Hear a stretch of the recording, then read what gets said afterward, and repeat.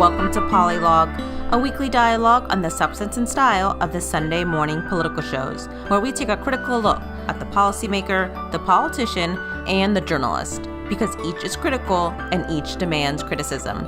I'm Naomi Soto-Steidel, your co-host and health policy professional based in California. And I'm Brendan Steidel-Soto, your co-host and communications specialist in government, technology, and healthcare. Our goal for Polilogue is to look at all sides of the Sunday morning talk shows. We discuss guest performances, the style and quality of questions by the host, and the overall usefulness of roundtable discussions. Polilogue is our attempt to find, praise, and demand constructive political dialogue. Today is Sunday, May 26th. Happy Memorial Day. Happy Memorial Day. And thank you for your service to any of our listeners who might be in the armed services. Or to those who previously served and maybe passed away. Absolutely. Today on Polilogue, we're going to be looking at the Sunday talk shows and really looking at it from the angle of the hosts. There's a lot happening in the news, but not anything kind of like one topic prevailing over everything else. So it's been interesting to see how the hosts each kind of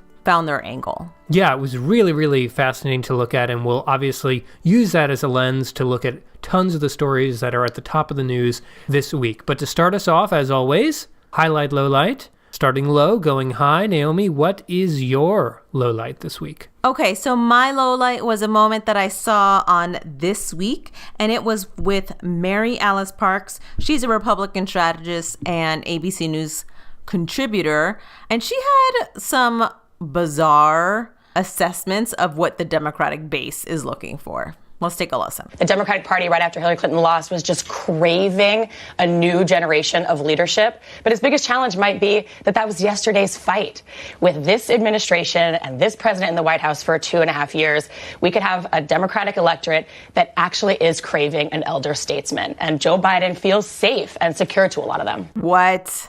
Okay, this is so ridiculous for so many reasons. So just to kind of connect it to what she's talking to at the start of the clip, she's saying that Pete Buttigieg might be entering the wrong race, essentially. That fresh new energy was something that the Democratic base was looking for in 2016. I don't see any indication that fervor is somehow disappeared. And the idea that people who wanted a female candidate suddenly want to go back to an elder statesman, that is... Statesman, man. Yeah, it's literally code for an old white guy who feels comfortable to us. Absolutely. The Democratic base is driven so much by Black women and people of color and young people, and that is the last thing that so many of them want. So this was just like the most the feeling I got from it was like if you were at like a big family reunion or like a big work party and someone from a different generation just kind of says like, hey, do you want, I don't know, something that's like super dated, and you're just like, what time period are you talking about? It's like someone offering me like a Tamagotchi. No, I do not want that. Like, join us in 2019, please.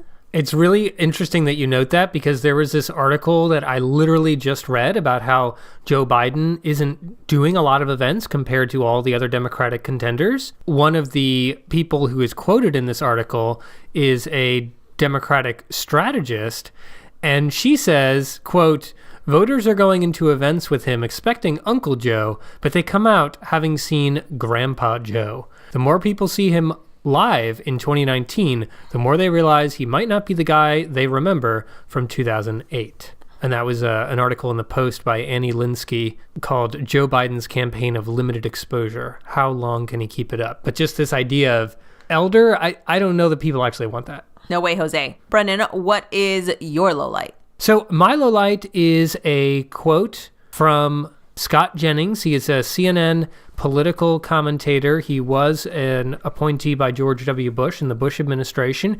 He was on State of the Union, also in a panel, and he made a note about Donald Trump and his strategy towards North Korea. Well, on the issue of North Korea, I think the president has done something that he should have done, which is to try something new, and he's going to get credit for that.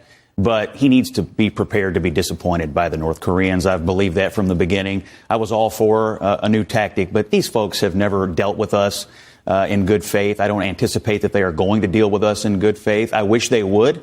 And I applaud the president's desire to ratchet down tensions on the peninsula, as most Republicans do.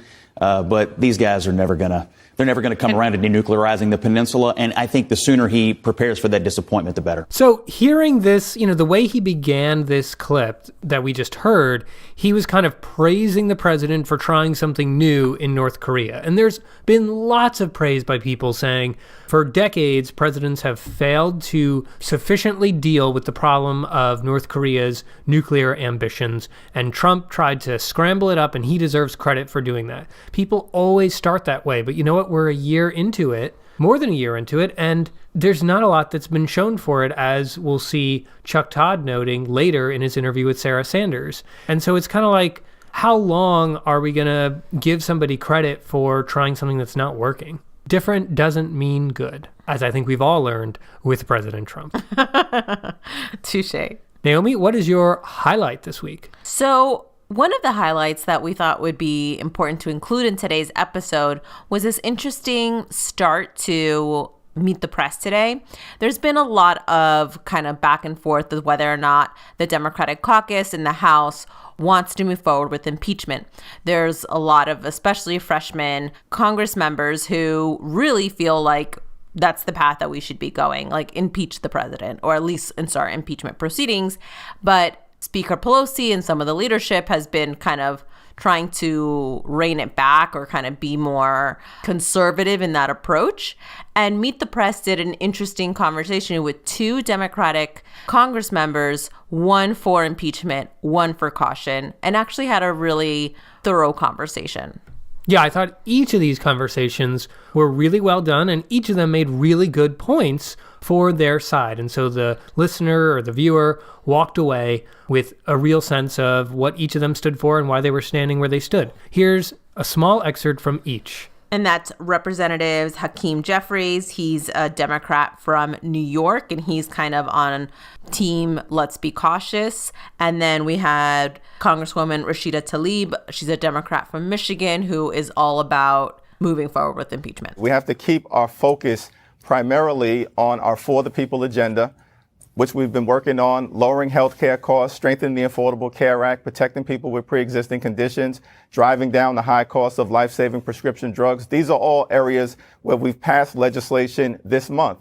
At the same time, we recognize in the new majority that the House is a separate and co-equal branch of government. We don't work for Donald Trump. We work for the American people. We have a constitutional responsibility to serve as a check and balance on a potentially out-of-control executive branch. But we will not overreach. We will not over-investigate. We will not over-politicize that responsibility. We'll proceed, as Speaker Pelosi has eloquently laid out, methodically yet aggressively, to get to the truth. Why do you think you can't convince a majority of House Democrats that it's time to impeach him? No, I think it is moving towards that. It's going to demand it. It already is. This is a time in our country right now that we can't look back. I mean, think about what just happened recently. The first time historically did we exercise our war powers and said no more armed deals, no more kind of interaction in helping the Yemeni humanitarian crisis through our relationship with Saudi Arabia. And he turned around and pretty much ignored the Congress's decision, a bipartisan decision. Understand, again, it goes hand in hand. I think the American people understand that we can't do our job if the president thinks he's above the law, thinks that he cannot abide by what the United States Congress is passing through and asking and demanding of him. I got to tell you, from the wall to the children at the border to immigration reform to everything, we can't be able to do our jobs if we don't hold him accountable. Yeah, so two really well-argued points there on either side of the impeachment question. Yeah, and I think the thing that stood out to me after I heard this was I was kind of surprised how long it's been until we've had a conversation like this on the Sunday morning talk shows. Kind of overdue. I'm glad they did it. Absolutely. Really, really well done. And this, as you mentioned, Naomi, not only was this set up really well in the introduction to Meet the Press, it felt like the Meet the Press team said, here's our thematic take on this week. And yeah, we're going to have an interview with Sarah Sanders that touches on a little more newsy things that happened in the last few hours. But we're going to start off with this. We're going to start strong, and we're going to kind of try to tackle this question in a full way. Absolutely. I think it was almost designed like an educational or service segment to their viewers, for sure. Brendan, what's your highlight? So my highlight is that a number of shows, in fact, all of them, did something special for Memorial Day. And we wanted to highlight just one of those, and that was Dana Bash at the end talking about the graduating class this year at West Point. This graduation season, West Point has even more to celebrate. A record-breaking number of female African-American graduates. You might notice something different about the long gray line of West Point cadets accepting their commissions as officers in the United States Army. Among the new officers are 34 black women, the most ever to graduate from the military academy in its 217-year history. Every woman to the left, right, and behind me in that picture are a source of inspiration for me. To be able to be closing off with so many of us still making it to this finish line is extremely empowering. Yeah, just what a special segment to highlight the black women who are graduating from West Point this week and just kind of the real progress that was made. There was one kind of closing quote from Lieutenant General Nadia West, and she is the Army Surgeon General. And, you know, she talks about how it felt like such a big deal for her to even graduate from West Point, and now she's the Army Surgeon General. Is just pretty incredible. And so, you know, big kudos to the State of the Union team, but really across all the shows, they each took not just kind of a moment of appreciation to families who have given the ultimate sacrifice to this country, but each did it in a really unique and interesting way. Fox News Sunday had kind of an angle where they went around the Arlington National Cemetery and asked who they were honoring. And, you know, those were really powerful stories as well. So just a lot of heartfelt and, again, powerful stories across all the shows. And I do want to just, back on the West Point thing, make the point that we heard Dana Bash say that this is, 34 black women is the most ever to graduate from the military academy in its 217-year history. But for 174 years of that history, no women were allowed at West Point. Yeah, the first class was allowed in 1976, and the first black woman didn't graduate till 1980. So that takes us to segment 1. And so we kind of have these 4 mini segments that we're going to kind of do round robin about each of the shows and how they approach the topics this week. Yeah, and to begin, we're starting with Meet the Press and Chuck Todd and how he did this week.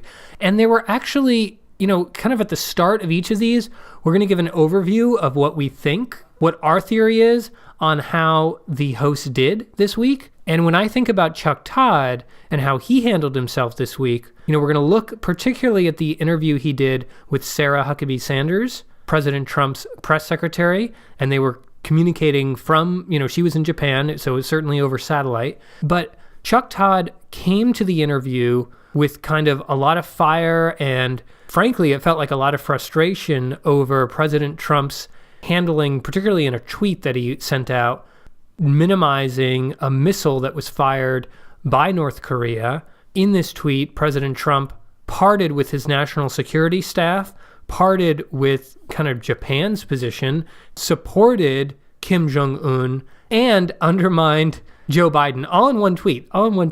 And don't forget about how he spelled Biden's name wrong, yeah, too. Bidan. And then he released a new tweet, Trump did, spelling Biden's name properly, but keeping all the other crap in it. But anyway, Chuck Todd approached this interview with a lot of fire and frustration around that.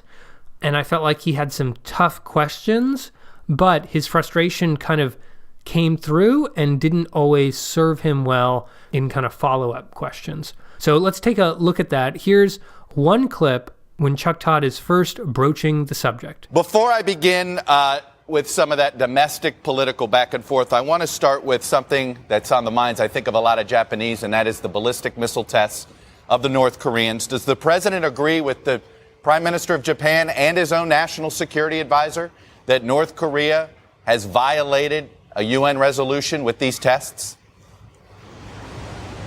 Look, the president's focus in all of this process is on continuing the very good relationship that he has with Chairman Kim, and he feels good that the chairman will stay firm with the commitment that he made to the president and move towards denuclearization. That's our focus. That's going to continue to be our focus. Some of the activity that's taken place, as you can see from the president's Twitter, isn't something that's bothering the president. He still feels good about the relationship that he has and about Chairman Kim's commitment that he made to the president. So the president has no qualms about not enforcing a UN resolution. If you don't enforce it, what's the point of it? Once again, Chuck, the president's focus in this process is on continuing to move towards total denuclearization of the peninsula. We know that the activities at no point that took place over the last several weeks have been a threat to the United States or our allies. I thought that was a good example of with Chuck Todd starting the topic with a really strong question and kind of very hyper-focused. I appreciate that he says, what's the point of a UN resolution if you don't enforce it? Like, those are some pretty strong framing. But one thing that stands out to me about Sarah Sanders is that he kind of lets her go on and on and on without kind of interjecting and giving follow-ups more promptly. I think it's really hard to interject when it's an international satellite feed. Yeah, that's true. There's probably a really big delay there. That's fair. But I think he asks a strong question, and Sarah Sanders' answer kind of betrays the fact that the president doesn't give a hoot about a UN resolution, right? He's focused on his one thing and his one strategy. And this is a perfect example of the Trump White House and Trump himself not caring about what came before, not caring about international relationships, and just caring about their thing that's happening now. And that's kind of how they approach things. And people who like the Trump White House like that about him. And people who care about our international standing beyond the 4 years that Trump is currently president feel differently. Absolutely. And another example of starting strong by Chuck Todd in this interview with Sarah Sanders is kind of this series of questions that he asked specifically about Biden. And here you'll see that, again, Chuck Todd starts off pretty strong, but that second question really kind of flounders. Let's take a listen. Well, you referred to his Twitter feed. I do want to put it up, he did downplay it. North Korea fired off some small weapons, which disturbed some of my people and others, but not me. I have confidence that Chairman Kim will keep his promise to me. And then also smiled when he called Swamp Man Joe Biden a low IQ individual and worse. Perhaps that's sending me a signal. Can you explain why Americans should not be concerned that the President of the United States is essentially siding with a murderous authoritarian dictator over a former vice president of the United States? Chuck, the president's not siding with that, but I think they agree in their assessment of former Vice President Joe Biden. Again, the president's focus in this process is the relationship he has and making sure we continue on the path towards denuclearization. That's what he wants to see, and that's certainly what the people in this region want to see, and are hopeful that the president is right and that relationship will be what helps move us further down that path. Again, strong question from Chuck Todd, and really well worded here. Can you explain why Americans should not be concerned that the President of the United States is essentially siding with a murderous authoritarian dictator over a former Vice President of the United States? Really strong question there. Again, Sarah Sanders explaining how Trump and this White House don't care about anything except their strategy, which is cozying up to Chairman Kim and getting their strategy to be a success. But then Chuck Todd, he's not satisfied with that answer, and he keeps pressing, and this is where I feel like he loses the string. The President of the United States takes the North Korean dictator's word about Joe Biden. What happened to speaking with one voice in American foreign policy? Is the president not setting up, trying to have world leaders sort of pick which political party they should side with? I don't understand what message the president is sending here. So not a very well worded question there. I think Chuck Todd was kind of struggling to try to turn his outrage and frustration into a real question. And then Sarah Huckabee Sanders takes that opportunity to provide I think, a very strongly worded answer. The president doesn't need somebody else to give him an assessment of Joe Biden. He's given his own assessment a number of times. I think you've seen it. I'm sure you've covered it on your program. The president watched him and his administration with President Obama fail for 8 years. He's come in 2.5. He's cleaned up a lot of the messes that were left behind. We shouldn't even be in the position that we're in to have to deal with North Korea at the level we are if they had done their job in the first place. And that we're seeing in moment after moment and relationship after relationship that the previous administration did nothing. They failed with Iran. They failed with North Korea. They failed on trade. And we finally have a president that's being tough with these countries. I think if anybody needs help with an assessment, it's Joe Biden and whether or not he should be trying to get an upgrade when he failed to do the job in the number 2 slot. You know, it's interesting. I saw on Twitter today some people asking kind of why is Sarah Sanders invited on to Meet the Press when she sometimes is deceitful or lies on behalf of President Trump and kind of is so loose with truth, essentially.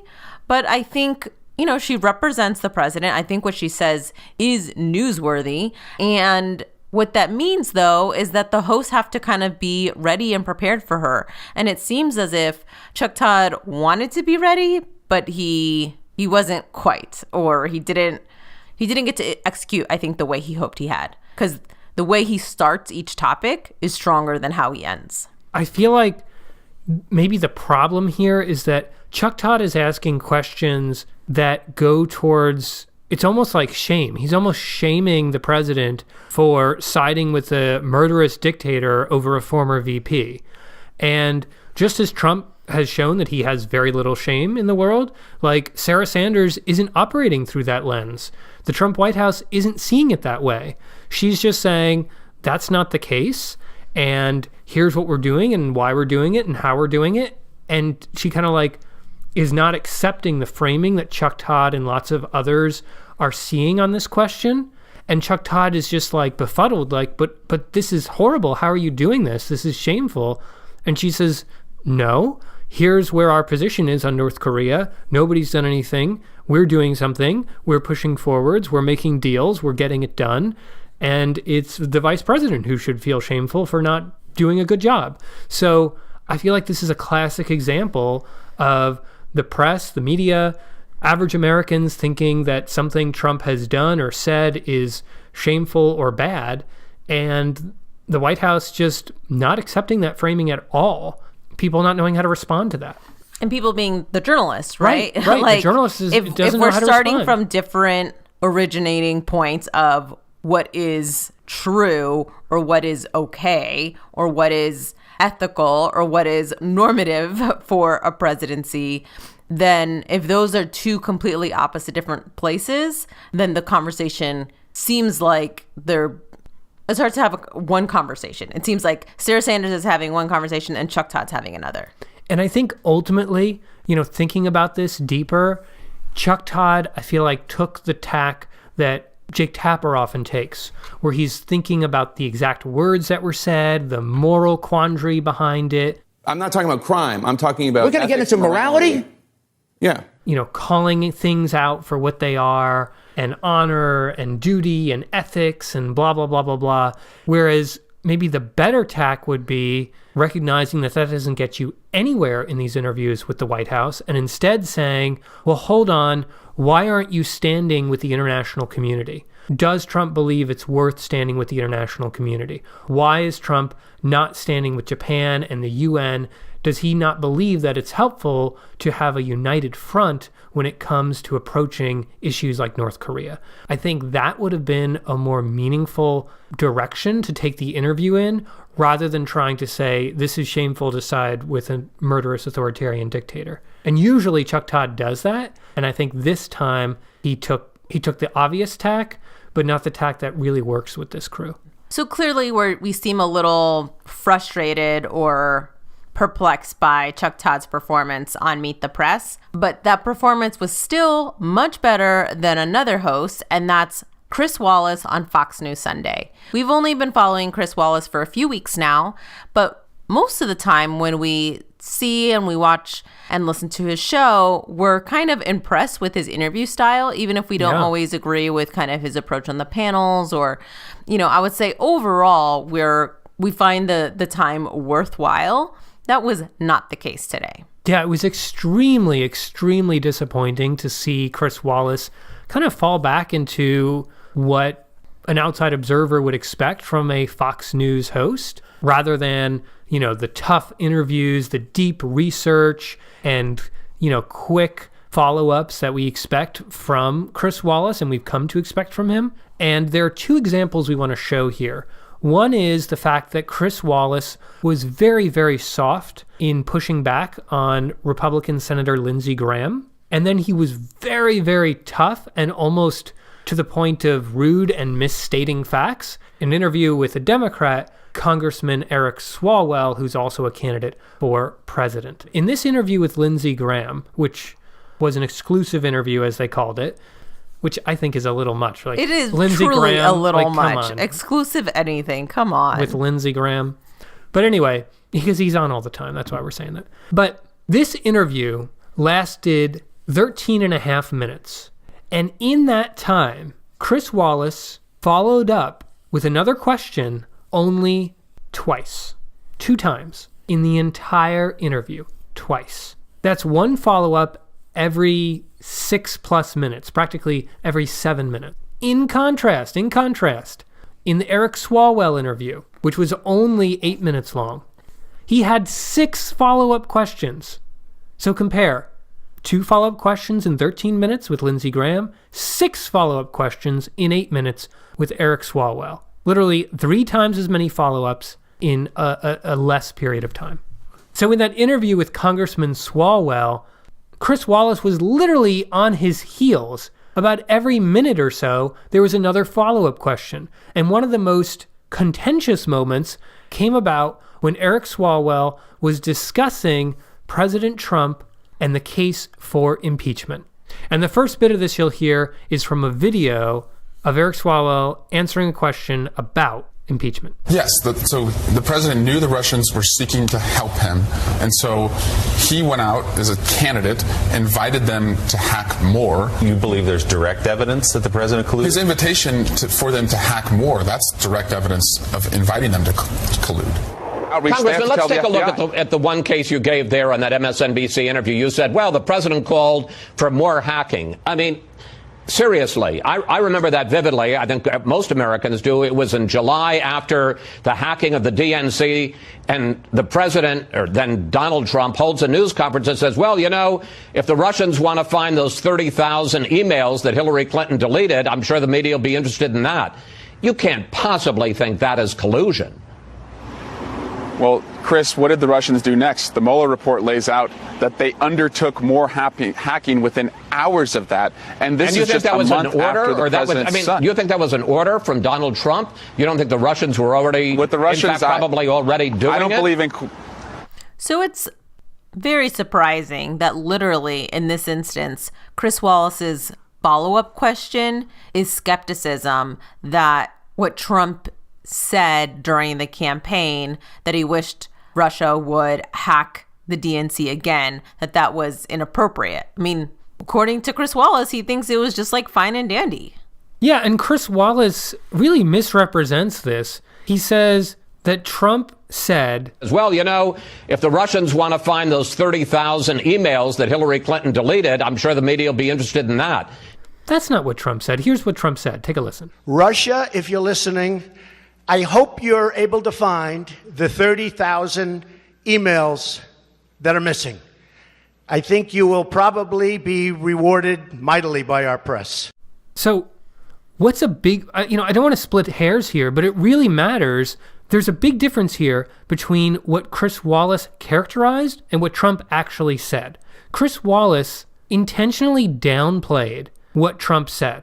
In Chris Wallace's telling, Trump was making a comment that, if the Russians want to find those emails, I'm sure the media will be interested. Well, if the Russians want to find those 30,000 emails. No. He wasn't talking about if the Russians want to find those. President Trump directly spoke to Russia. He wasn't speaking about Russia. He was speaking to Russia. He said, Russia, if you're listening. Russia, if you're listening.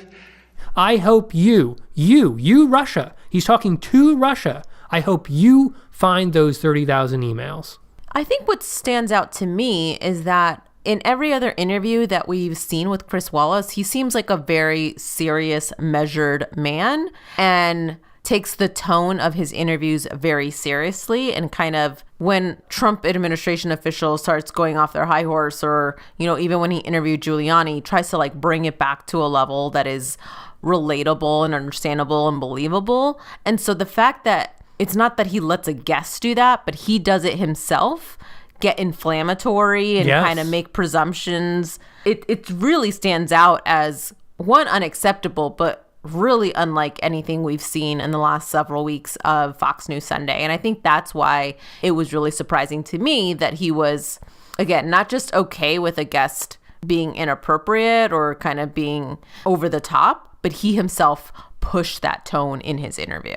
And that's like the last thing you want from a host. Yeah, and it was throughout the interview. I mean, take a listen to this part where Chris Wallace is just building a case, I guess, against all Democrats or the position of Democrats right now. It's a very bizarre line of questioning. Meanwhile, we have this standoff now between Speaker Pelosi and President Trump. She accused him of a cover-up an hour before she was going to meet with him on infrastructure. No concern that if you continue to pursue this, the subpoenas, the insults, the allegations of law breaking, that you will fail to do the people's business, whether it's infrastructure or funding the government or raising the debt limit? Donald Trump is not the first president, Chris, to be investigated, but he is the first president to be investigated and not be able to work with Congress. Richard Nixon, Bill Clinton, they still had production while there was perceived obstruction. I also want to say, Chris, though, that something that doesn't help this debate is the distortion that we're seeing on Facebook or even by Fox Business News by taking what the president is saying about Nancy Pelosi and distorting and altering videos of her to suggest that there's something wrong with her health. I understand that it's part of moving your bones as a Democrat to attack Fox News. We have you here. We're treating you fairly. Let's move on, okay, Congressman? So here we are again with Chris Wallace, and you hear another one of those follow-ups where he, can you imagine him saying this to anybody else? To say, start a follow-up with... I understand that it's part of moving your bones as a Democrat to attack Fox News. But, first of all, that's pretty offensive. Second of all, Swalwell actually had quite a point there. Back on Thursday, I don't know how close everyone has been following the news, but there's been this issue where President Trump retweeted video that had been slowed down of Nancy Pelosi calling into question whether she was having trouble speaking or stammering or whatever. Then later on Thursday, there was a separate video clip that Fox Business News played on Lou Dobbs's show, purporting to show that Nancy Pelosi was stammering and stuttering during a press conference. And Snopes.com, which is a widely known website on the internet that kind of debunks and tries to fact check things, said, hey, literally, this is what they said. They said, this is a deceptively edited video, speaking of the Fox Business News. But Chris Wallace doesn't want to talk about that issue at all. All he does is defend Fox News in general. Throughout the show, it just seemed like Chris Wallace was very different from the other shows that we've been listening to. Another example of this came up in his interview with Lindsey Graham, and there were many problematic points in this interview. But one part that stood out to us was the question around the potential pardons that President Trump is considering giving to people who have been convicted or are still on trial for war crimes in Afghanistan. U.S. military personnel. Yes, U.S. military personnel.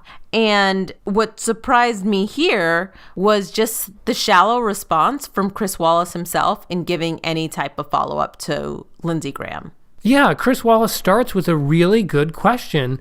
Graham doesn't really say anything in his answer, and then Wallace moves on to another question. It's very disappointing because Graham just Well, he talks a lot, but you don't hear a lot of answer. Let's take a listen. As someone who spent 3 decades as a military lawyer and then a military judge, how do you feel about the president possibly granting pardons to people accused or convicted of war crimes? Well, it depends on what case you're talking about. I don't mind the president looking at these cases, but Mayor Pete said he shouldn't pardon anybody.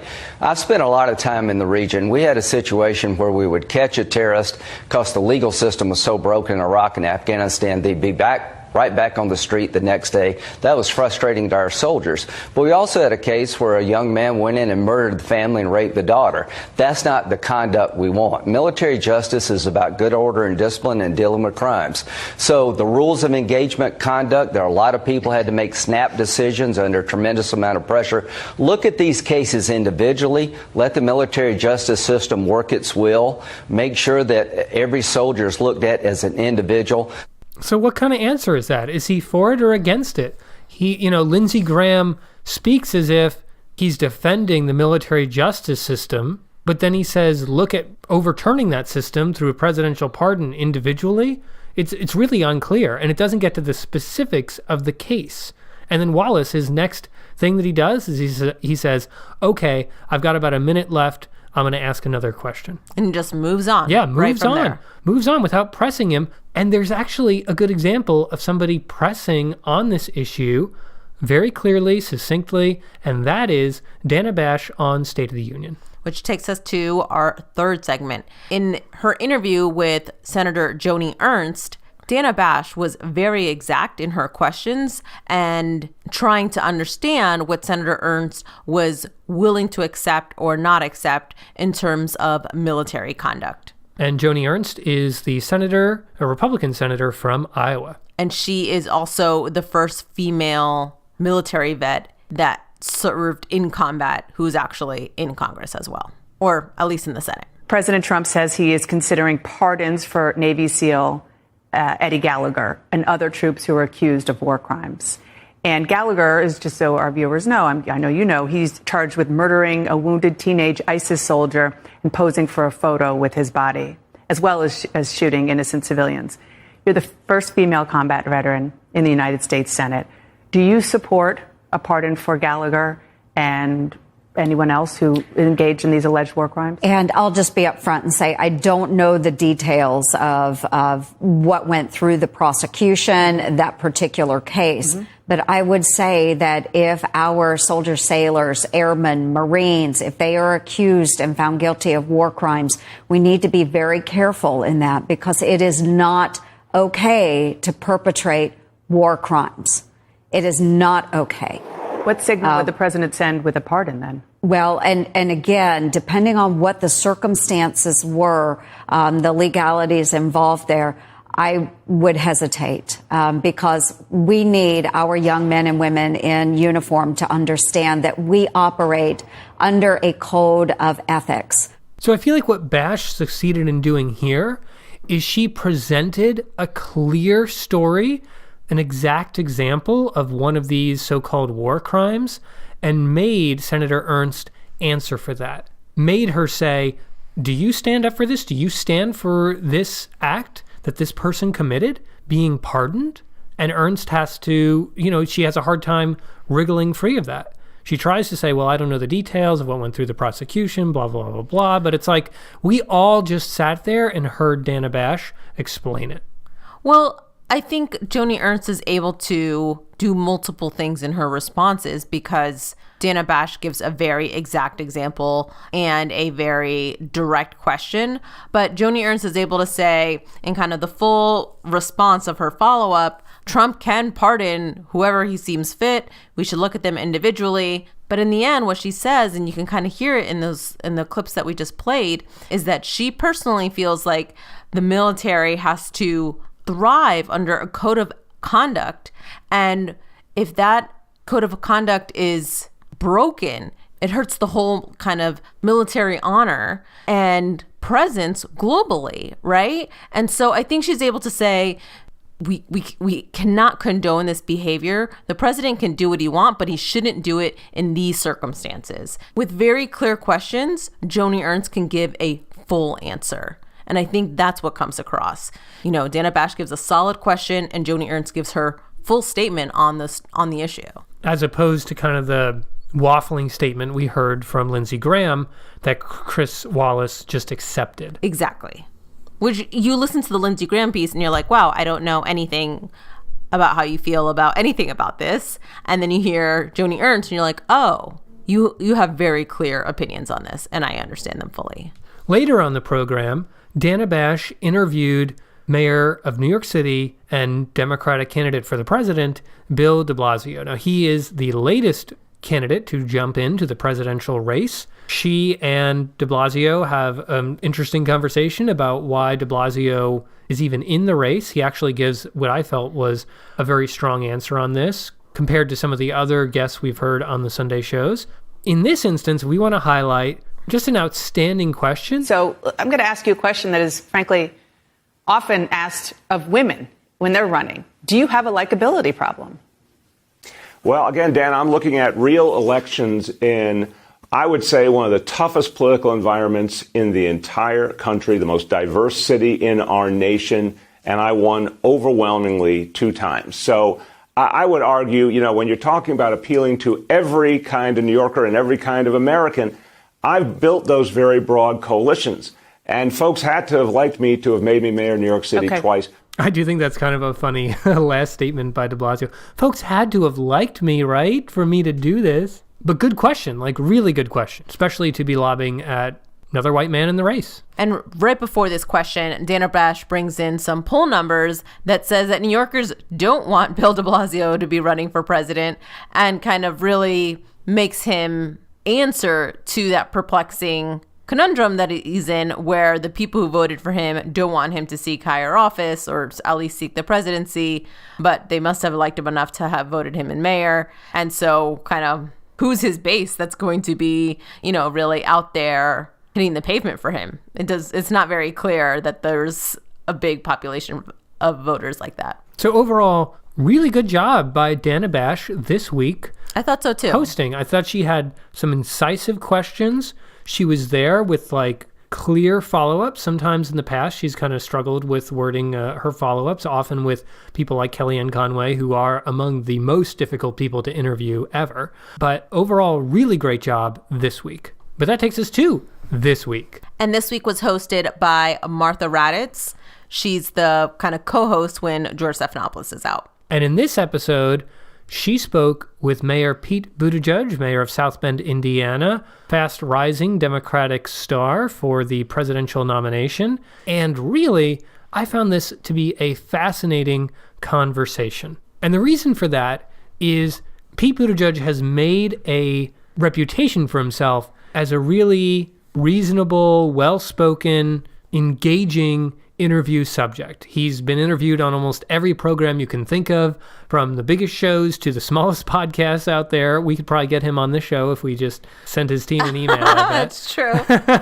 Like he'll be on anything. And he's actually very engaging. But one thing I've noticed, and he was actually on the NPR Politics podcast this week, one thing I've noticed is that he provides answers where you kind of nod and you're like, yeah, that's about right. Yeah, you're making a lot of sense there. And then you step aside and you're like, wait, but what is his policy? Like, what is his solution? What would he do? He's really good at kind of calling into question what Trump is doing now and what the conventional wisdom is right now and where we're going as a country. But painting the picture for the future for what he and his administration would achieve, that's not always there. You know, he doesn't always get that far and that deep. But his initial answer is so appealing that I feel like interviewers kind of go to the next question. They feel like he's sufficiently answered. Well, not Martha Raddatz, not this week, and not on questions of foreign policy, which she is deeply engaged in. And where we see this kind of front and center is when Martha Raddatz questions the escalation in the Middle East, in particular how President Trump has decided to send in 1,500 troops to the Middle East in preparation of kind of this escalation that we're facing with Iran. And it's interesting because, like you say, Martha Raddatz has deep foreign policy expertise, and Pete Buttigieg served in Afghanistan. He kind of has that kind of military experience right in the Middle East. And so there's kind of a real I don't know if it's too heavy to say, but there's like a reckoning between those two perspectives in this interview. Let's take a listen. I want to move to foreign policy. The Pentagon is sending 1,500 more military personnel over to the Mideast to deter Iran. Is that a good idea? Is that something you would have approved? This is not a good sign. Escalation is the last thing we need in the Middle East right now. And when you see what's been happening, it appears that the administration, driven, by the way, by John Bolton, one of the architects of the Iraq War, is continuing to try to prosecute a case to lead to higher tensions, escalation, and perhaps conflict with Iran, as though we learned nothing from the last 15 years of armed conflict in the Middle East. This is also based on intelligence, and the military, Central Command, you know Central Command very well, they asked for these troops for force protection based on intelligence about missiles in some Iranian boats. So this is not John Bolton asking for this. This is the military. Look, there is clearly a pattern of misbehavior and provocation by the Iranians that goes back in different ways across my entire lifetime. Let me stick to this because it's based on intelligence. Do you believe the intelligence? Well, I can't weigh in on intelligence that I haven't seen. What I do see is a pattern. But you've heard people in the military, commanders in the military today saying this was the intelligence they found. And I think our national security policy has to be to avoid escalation in the Persian Gulf. But how do you do that if you're under threat? So if they think their forces need to be protected more and you don't send more?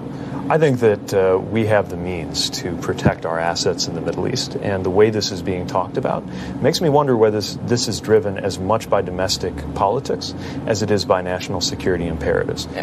Hearing this the second time, I was thinking reading the same along in the exact transcript, thing. What were you thinking? You say it.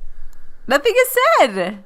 Not only is nothing said, Pete Buttigieg has his talking point. The point he wants to make is John Bolton, who architected the Iraq War, as Buttigieg reminds us, is leading this. He's trying to build a case for war in the Middle East against Iran. But Martha Raddatz isn't having it. She's saying, no, this is based on intelligence, on the military. And Pete Buttigieg wants to bring the story to the tensions that Iran has been stoking ever since, Pete Buttigieg was a kid. And she says, no. I want to focus on the commanders today, on the intelligence today. Tell us about the intelligence today. And he says, well, I haven't seen it. And she says, but hold on, we know what they've said. So do you not agree with them? And he can't answer. He just can't. He can't say that he doesn't agree with the intelligence. He just goes back to his original point, that it's domestic politics that's driving this, not national security. Even though she's laid out that that's not the case. Yeah, what we see here is the reality of what intelligence officials are saying and how it bumps up against to the very kind of succinct talking point that Pete Buttigieg has. And kind of once you dig 6 inches below the surface, there isn't much else there. Right. There's a certain narrative and an answer he wants to provide, and she's not having it. She wants him to engage on the facts of the case and not just fill in the blank answer, one fill in the blank answer. Now, one thing I want to note on this, as we've noted previously, Naomi, and that is that Martha Raddatz has a real deference for authority. Anybody in uniform she believes over pretty much anybody else. We've seen that when it comes to folks wearing the uniform on the border, when she's kind of almost doing this crazy buildup to a potential war in North Korea, which was actually a very scary segment that we heard a few months ago, and in this case. But I think that actually serves her really well because she's able to bring these facts to bear and present Pete Buttigieg with them and say, please confront these facts and give us a straight answer. And he just kind of falls back on the talking points. I think this is a major miss for Pete Buttigieg, and it's really, really insightful exchange that almost couldn't have happened without Martha Raddatz right there. But there were also some real highlights by Mayor Pete in this interview as well. And there's other topics where I find his perspective really, really valuable. And one example of that was when Martha essentially questioned his level of experience and his readiness for the presidency. And I thought he had an excellent answer as to why his executive leadership at a, small to medium-sized city is validating and enough. And you talk about your experience, which leads us to the question you're asked all the time. You're just 37 years old, and the highest office you've held is mayor of your hometown. Even if you have that executive experience, which you do, you've never dealt with a Washington like we've seen today or foreign problems. How do you convince people you can actually do this at your age? I feel like I wouldn't be getting these same questions if I were a member of Congress, which is interesting because you could be a very senior member of Congress and have never in your life managed more than 100 people. When you are responsible for everything from economic development to public safety and emergency management, when your day oscillates between managing a development deal and figuring out how to hold your community together during, for example, a racially sensitive officer-involved shooting, when you literally get the 3 a.m. call to deal with a man-made or natural disaster, you have as good a preparation as an elected official can get for an office that, frankly, is in so many ways daunting and new for anybody who walks into it. And I would put my experience up, aided, I think, by my military experience, against that of any competitor. Okay, so there's so many things that are fascinating about this exchange. First of all, Martha Raddatz is just on the borderline of patronizing and like of your hometown and a Washington quite like this. Like she so badly seems as if she wants to call him like, this is so cute that you're trying. And I think Pete Buttigieg does a really an excellent job in dispelling with that notion that his experience is not valid and dispelling with the notion that every Congress member has had some like deep, rich experience as a Congress member rather than his executive experience. I don't know, something about this exchange right here, it really felt like a dialogue between generations where she's not trying to be disrespectful, but if you listen very closely, it feels a little disrespectful. And he doesn't want to like call her out on it because, you know, she's like a renowned journalist, but he doesn't agree with any word that she says. And it's like them meeting in the middle. And I kind of like applaud both of them a little bit for kind of approaching it in that way with kind of maturity and a willingness to try to hear the other person and get to the other person. Well, and when it comes to Martha Raddatz, it's not just the words, it's the tone of voice that she has. And, you know, we can all hear that. But I do want to point out that Mayor Pete Buttigieg is not just speaking for himself. I feel like he's speaking for all mayors out there and saying, look, Washington clearly, and the Washington Press Corps clearly has a little bit of elitism that like you have to be in Washington or come from Washington to understand Washington to be able to lead in Washington. And Pete Buttigieg is saying, no, you know, we have local leaders who are just as capable and just as experienced as anybody in Washington, arguably even more so. What he's doing is a service for mayors and governors and folks who are leading across the country to say, hey, they can do this job too. 100%, because there's been so much talk the last several years, not just of the Trump administration, that Washington is completely dysfunctional. And yet we assume that the people best able to handle that are people in Washington. But, you know, there's Governor Inslee, Governor Hickenlooper, Mayor Pete. Like, there are strong leaders in other parts of the country. I would put Stacey Abrams on that list, too. Mm-hmm. But she hasn't said she's going to run for president.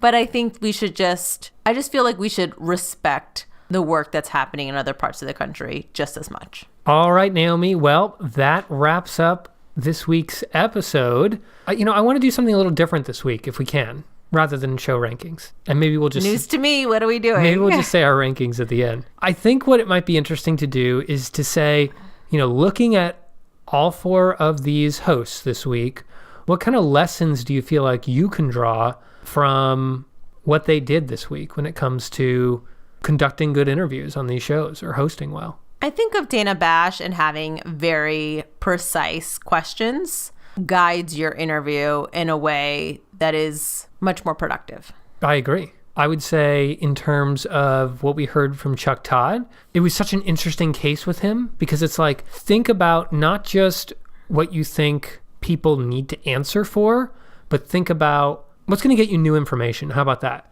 Rather than, I feel like the questions Chuck Todd asked were to get a reaction from Sarah Huckabee Sanders rather than, a real exchange of information. I think Fox News Sunday, it's your tone can determine so much of your conversation.